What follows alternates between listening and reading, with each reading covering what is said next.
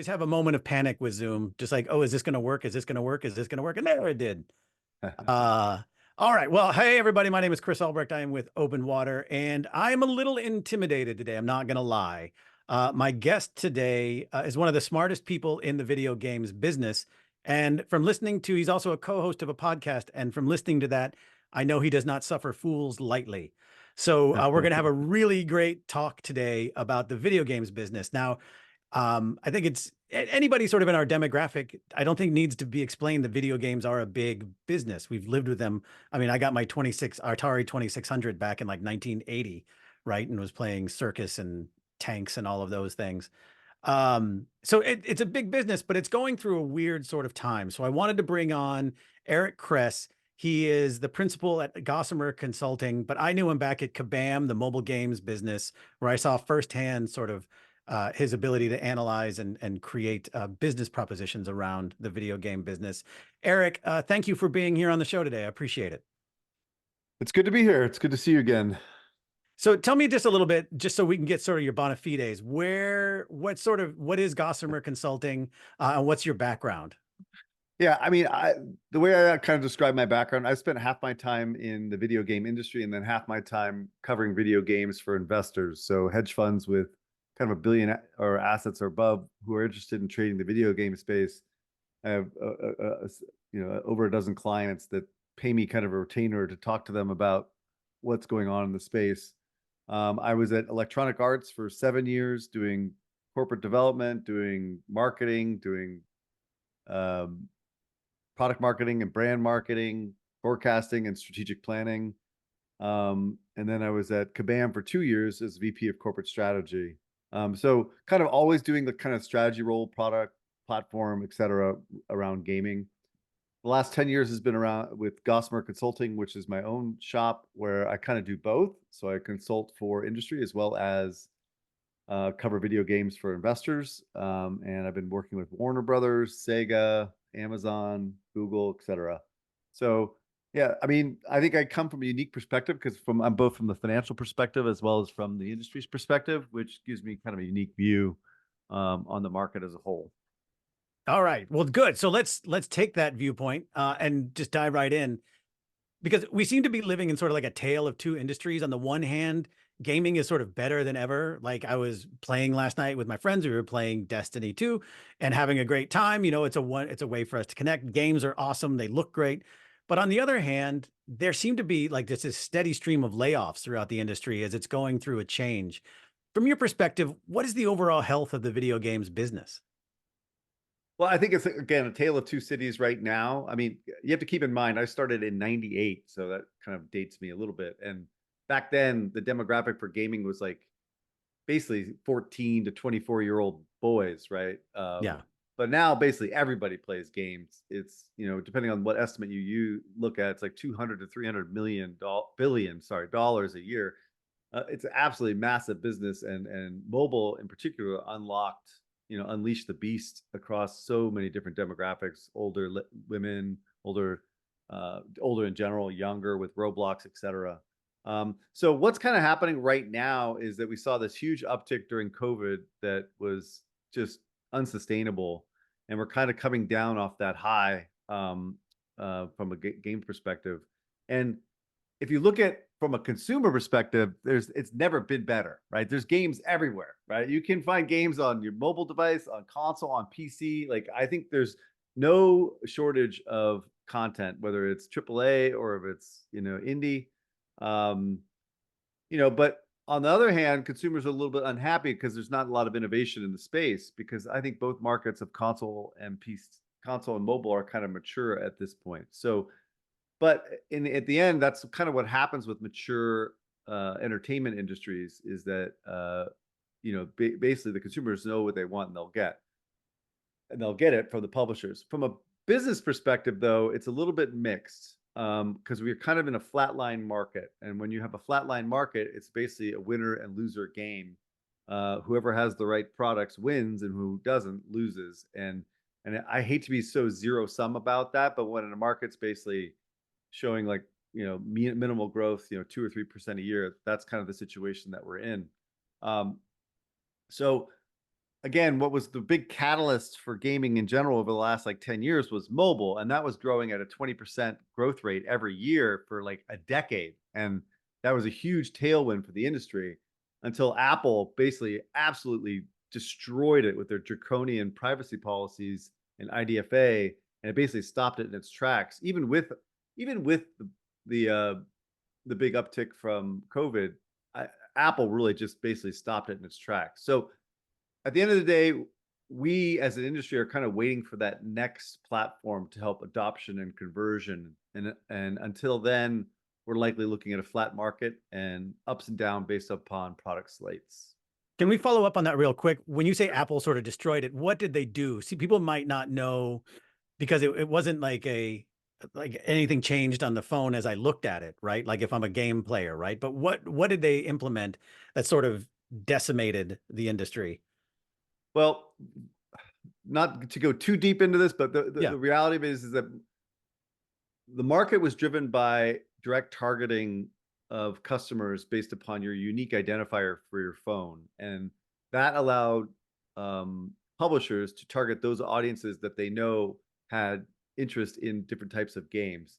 It was a very efficient way of marketing new games to new customers. But what they did was they basically removed that unique identifier from a privacy perspective, which makes sense from their perspective because it was basically a marketing gimmick to sell more phones versus Google, but it also destroyed the ecosystem of user acquisition, which has taken over 2 years for people to respond to. The good news is that I think people have the publishers as well as the ad networks have actually adjusted, and it looks like things are kind of stabilizing on that front. But again, it's like the ability to snipe customers based upon interest for a particular product versus the kind of a shotgun approach where you're attracting a broader audience, but they may have no interest in your game whatsoever. And that's a much more challenging market to be in from these publisher perspectives on mobile. Okay, so that's interesting because you think about the phone, right? Because I think I want to touch back on your COVID point, right? Because also at COVID around was the same time the next gen consoles. It was around the same time, I think. It was with the PS5 and the Xbox X. So everybody was at home. There was a next gen system to play. They had their phones, right? There's not even we haven't even mentioned like the PC market, right? Like games are just sort of, to your point, everywhere. So it seems like it's easier than ever to make a video game, but at the same time, that seems like that would make it harder to discover. And to your point about user acquisition from like the Apple perspective, it's harder to find, it's just like it's the Netflix problem, right? Like there are tons of movies, but then if you make something, how do you get it seen? So do you think an independent game producer can carve out sort of a healthy middle ground lifestyle business if someone was trying to like break into games, for lack of a better term? I don't think this is going to be a very popular opinion, um, generally speaking, but some people would argue the complete opposite to what I'm going to say right now. But I really do not think there is kind of a middle market anymore in gaming. I think generally the market in the middle has hollowed out.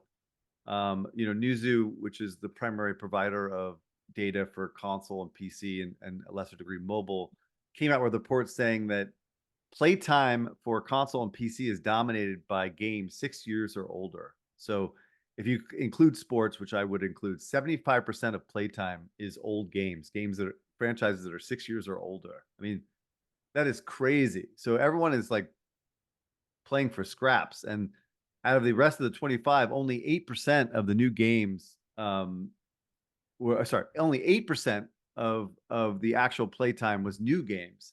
And the majority of those were super AAA, right? Like Hogwarts Legacy, and games like that. Um, so on the AAA side in particular, and mobile, the other stat for mobile is that 66% of the revenue is being in the US is being driven by games that are 5 years or older. So similar type of stat.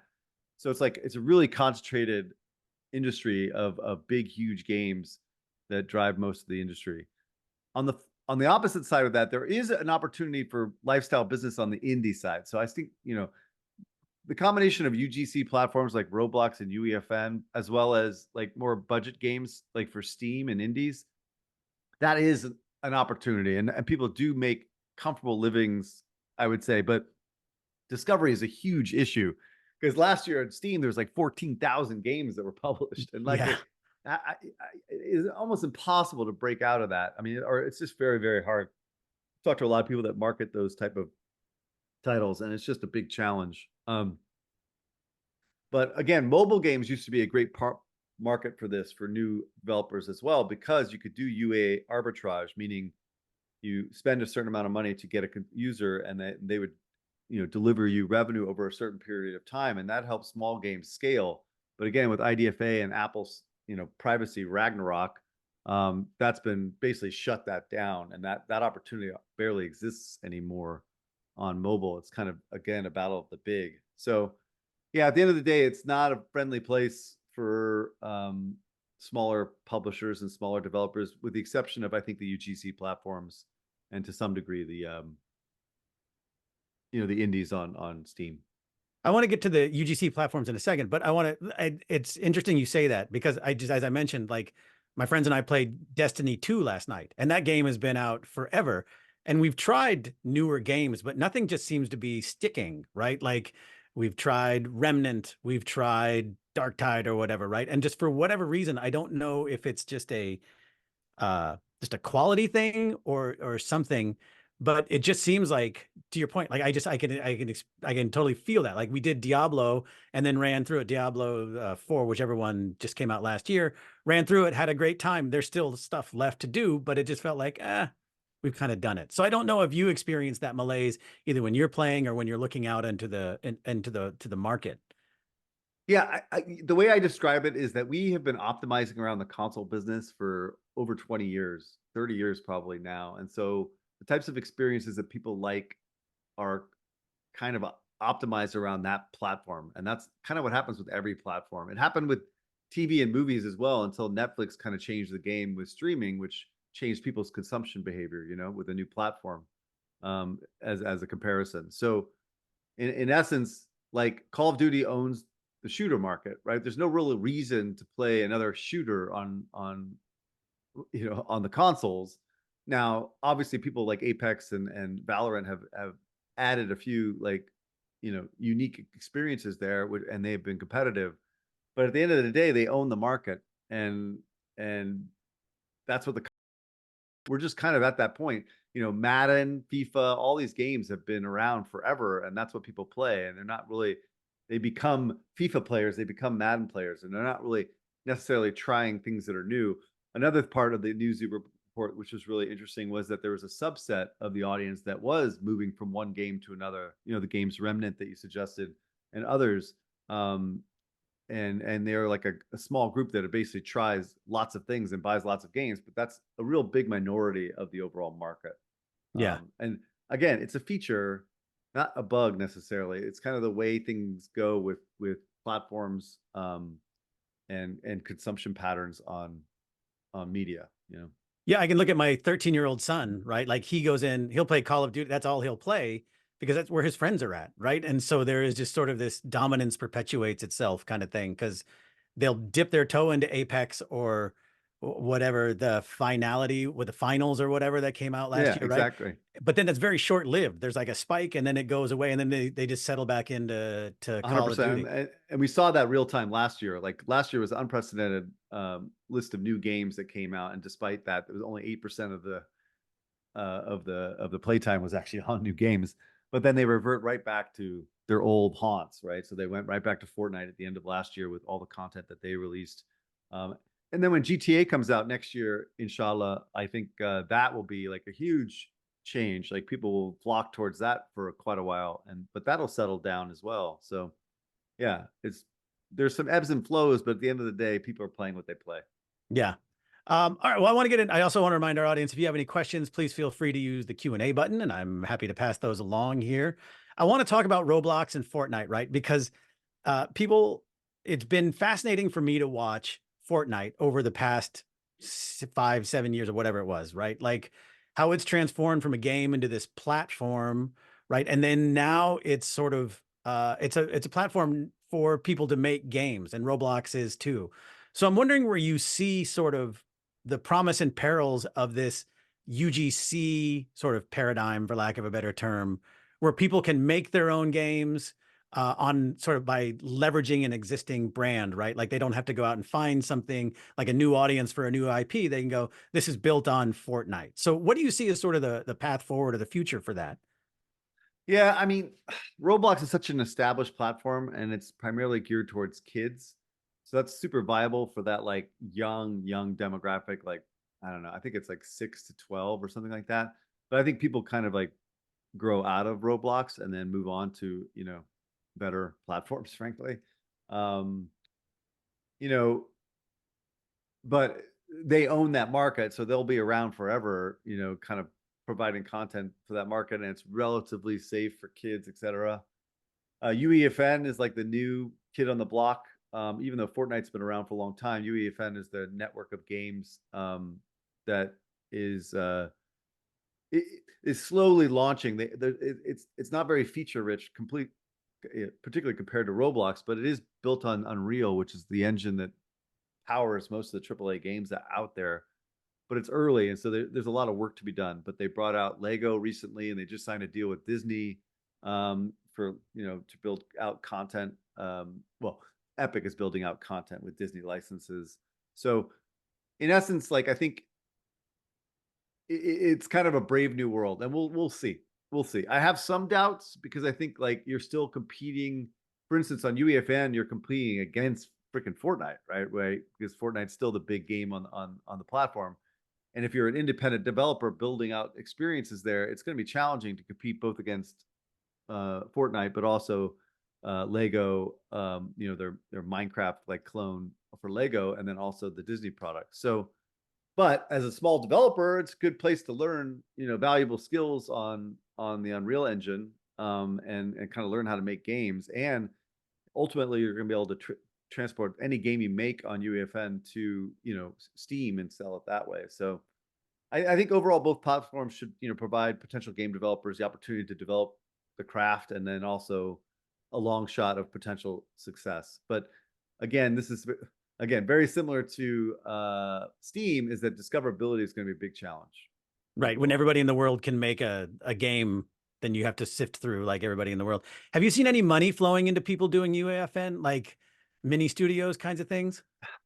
I wish I had the stats on the top of my head. I do not, but there are charts which kind of show the payouts, and they're relatively impressive on the top, but they're very not impressive on the bottom. So like there are a few people that make good money, but the majority of the developers make zero or very little money. Sure. Well, I think everybody, like anybody who's been on YouTube or tried to create on YouTube, like, or Yeah, a podcast, right? It's the same math. it is very the same idea. I think uh, Roblox, their model is a little bit skewed heavily towards the platform. So I think they're like taking a 70% share and giving developers 30%, which seems egregious, but it works for this type of audience. Um, I think UEFN is a little bit more benevolent towards the uh, developers, which is it's more of I think a 85-15.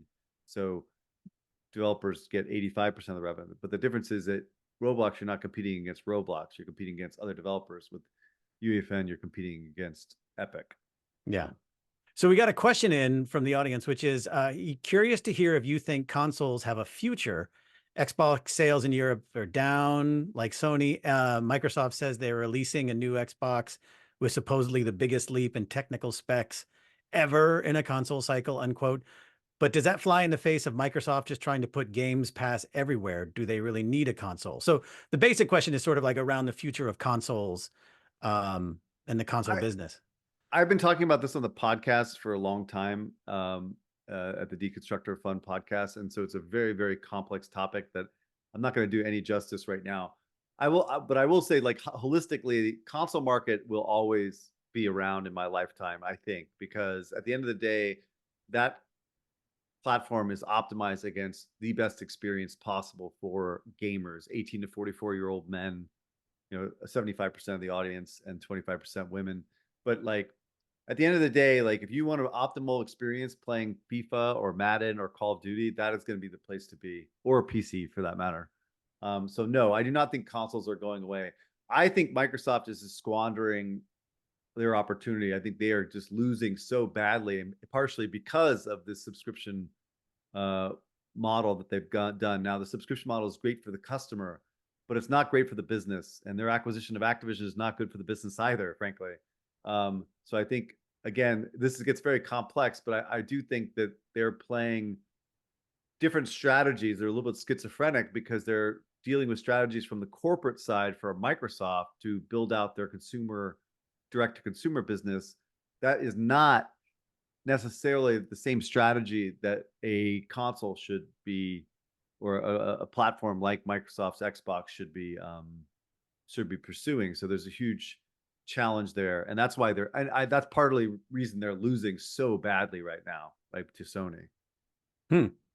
So I want to, listening to the Deconstructor of Fun podcast, which everyone should do. Find it in your podcast player. Deconstructor of Fun. It's a weekly, well, more than weekly, but it's the This Week in Games. I guess Twig is a weekly rundown of the games business. It's an excellent podcast. But one of the things that's kind of fun is listening to you when things obviously drive you crazy.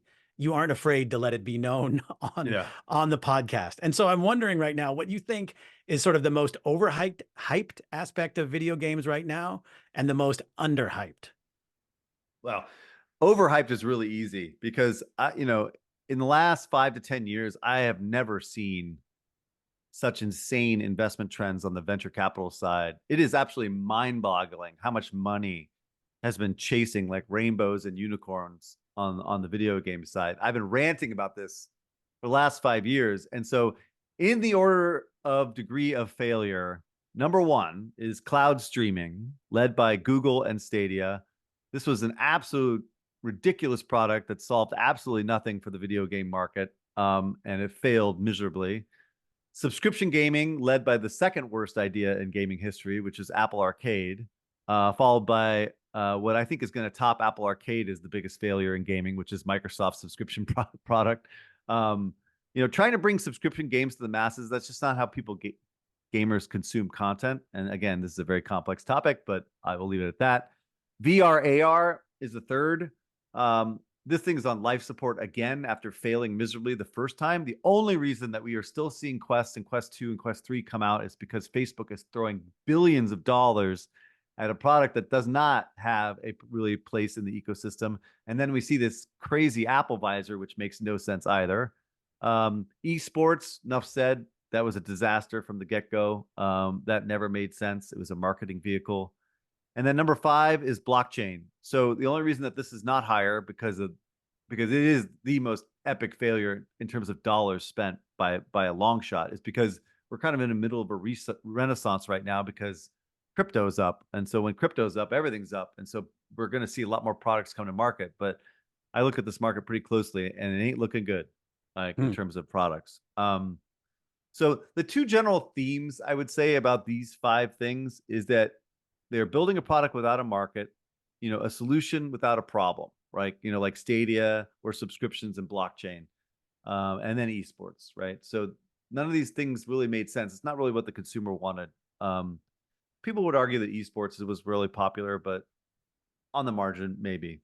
I want to actually, I want to push back real quick if I could, which is like, so Apple Arcade, when it first came out, I was like, oh, well, this is great. I can play games without ads. I have a kid. I can hand my phone to my kid and he can play games and I don't have to worry about him accidentally buying $5,000 worth of some kind of whatever, or getting some strange ad to get him to download another game. Right. Right. What do you think is so to me as a consumer, I was like, this is a really good idea. Right. And now they've bundled it into a bigger offering. So it's just sort of like the cost of business to get everything in one service. But so what do you think is sort of the original sin with that in terms of subscriptions?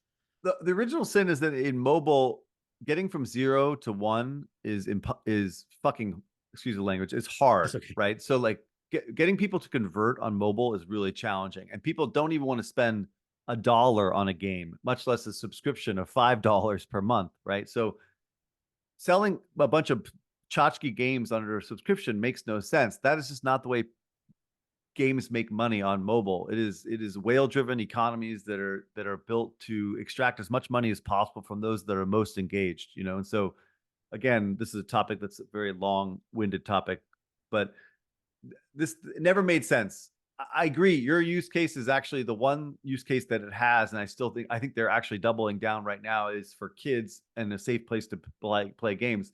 But that market is so freaking tiny that it's not even worth Apple going after, right? Yeah.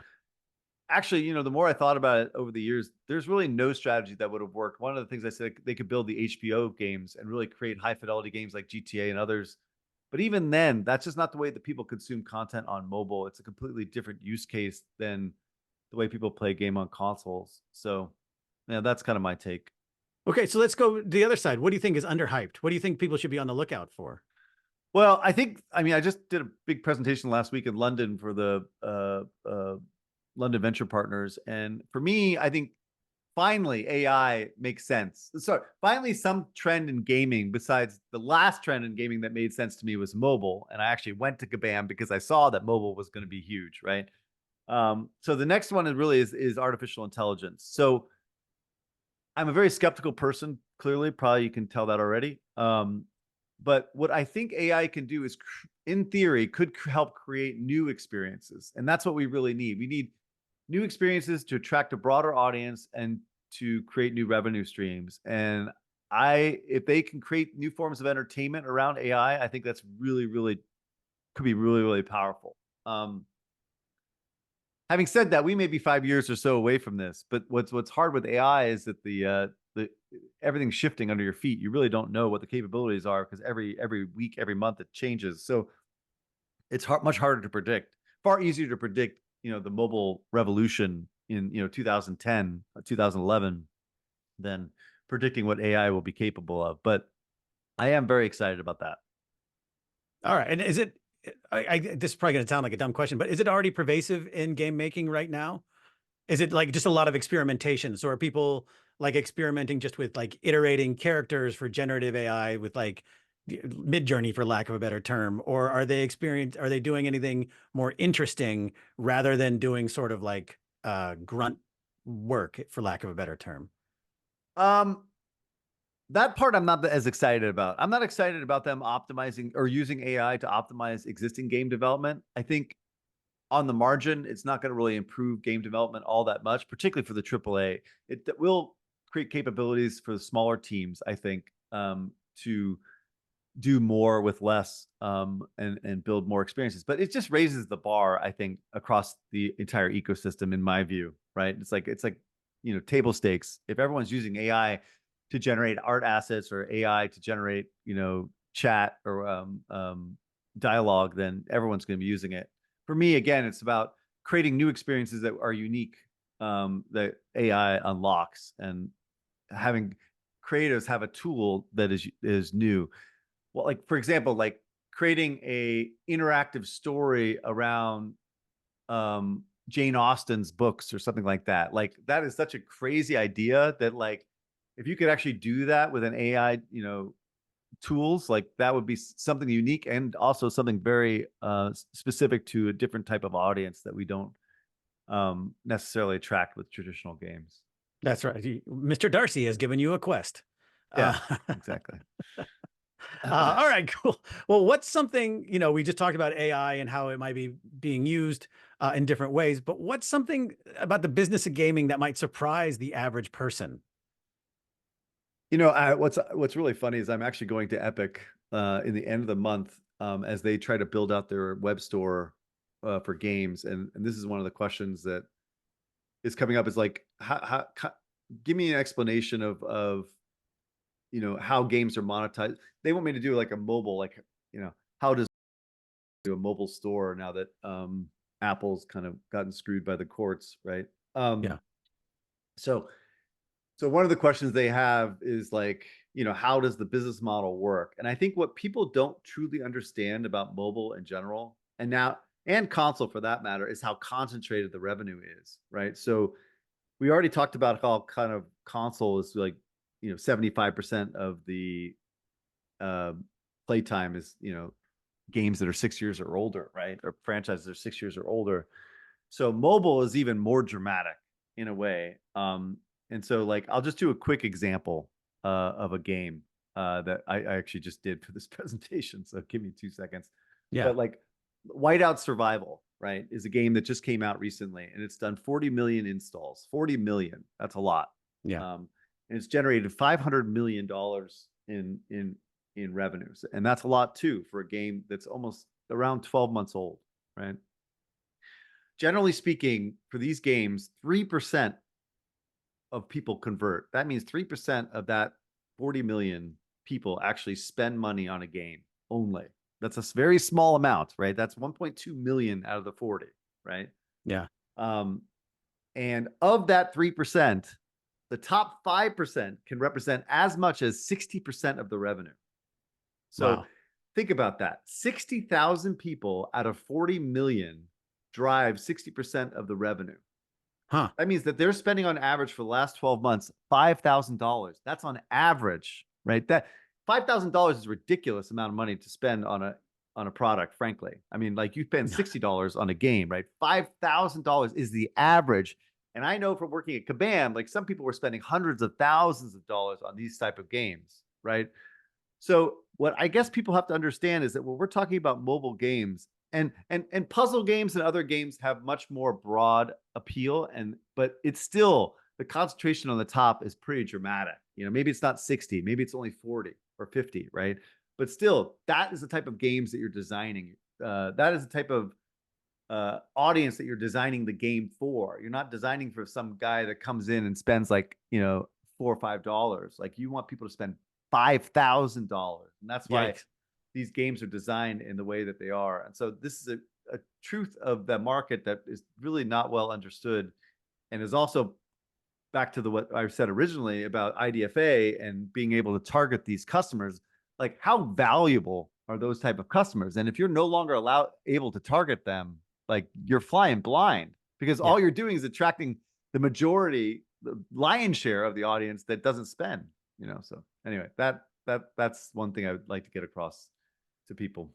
Yeah. I guess people don't really like, I think they see it as sort of like a mass entertainment, but then not realizing that the actual percentage of money being generated comes from a very, very small group of whales is what they were called in the industry. Yeah, But like, it's literally, I think if you look at across all games, it may be like 4 or 5 million people in the US that matter, and yeah. the concentration on tier one English countries, US, Canada, and UK, is dramatic too. So those are the markets that matter, really. So Yeah. Huh. Well, if people wanted to find out, like, what are some good news or trade publications people should follow or sign up for, subscribe to, if they want to find out more about the video game business? clearly, Deconstructor of Fun is the best thing on the internet for games. I have to say that. Absolutely. It is. I look forward to every time when it doesn't show up on Thursday morning, it kind of throws off my day because I'm like, well, what am I going to exercise to now? Yeah. Um, Also, Navic are pretty good in terms of they do some deep dives. I think they have some really good contributors and some that are not so good, but they're pretty good. Gamecraft by Mitch Lasky is actually a must listen to, by the way. For anybody that wants to know kind of the history of games and the current, Mitch is like an OG. He's like the Forrest Gump of Yeah, video games. Because you are absolutely correct. That podcast is astoundingly good and deep, but it's like, oh yeah. And then I met with the guys from Doom. And then I yeah, launched the first mobile game thing. And you're just like, yeah. literally, it's like Forrest Gump. Yeah, that series is crazy. And I just sit there and like just nodding my head. Oh my God, finally someone's speaking some truth here, because there's just a lot of spin out there that's not based on reality. And Mitch and his group really do a good job. Other than that, from like a traditional gaming like enthusiast podcast, I think IGN and Kind of Funny are still really good. Those two outlets. Stay the heck away from Kotaku. Like they are complete trash now. Like they don't understand anything about gaming anymore. So I would not recommend them at all. But IGN and Kind of Funny are really good. All right. Excellent. All right. Now, before we go, I just want to, you know, at OpenWater, we help people sort of create new opportunities for themselves, connect them with new opportunities. What do you think is an area of opportunity for someone to get into the gaming business right now?